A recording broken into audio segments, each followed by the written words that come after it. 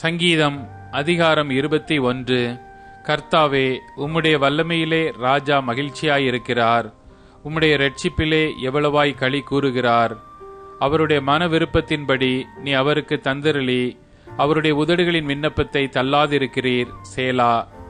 உத்தம ஆசீர்வாதங்களோடு நீர் அவருக்கு எதிர்கொண்டு வந்து அவர் சிரசில் பொற்கிரீடம் தரிப்பிக்கிறீர். அவர் உம்மிடத்தில் ஆயுசை கேட்டார்.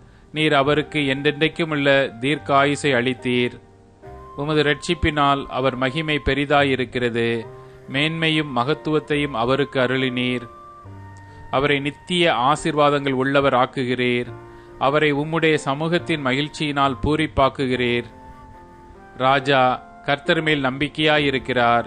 உன்னதமானவருடைய தயவினால் அசைக்கப்படாதிருப்பார். உமது கை உமது சத்துருக்கள் எல்லாரையும் எட்டி பிடிக்கும். உமது வலது கரம் உம்மை பகைக்கிறவர்களை கண்டுபிடிக்கும். உமது கோபத்தின் காலத்திலே அவர்களை அக்கினி சூளையாக்கி போடுவீர். கர்த்தர் தமது கோபத்திலே அவர்களை அழிப்பார். அக்கினி அவர்களை பட்சிக்கும். அவர்கள் கனியை பூமியில் இராதபடி நீர் அழித்து அவர்கள் சந்ததியை மனுபுத்திரில் இராதபடி ஒழிய பண்ணுவீர். அவர்கள் உமக்கு விரோதமாய் பொல்லாங்கு நினைத்தார்கள். தீவினையை எத்தனம் பண்ணினார்கள். ஒன்றும் வாய்க்காமற் போயிற்று. அவர்களை இலக்காக வைத்து உம்முடைய அம்புகளை நாணேற்றி அவர்கள் முகத்திற்கு நேரே விடுகிறீர். கர்த்தாவே, உம்முடைய பலத்திலே நீர் எழுந்தருளும். அப்பொழுது உம்முடைய வல்லமையை பாடி கீர்த்தனம் பண்ணுவோம்.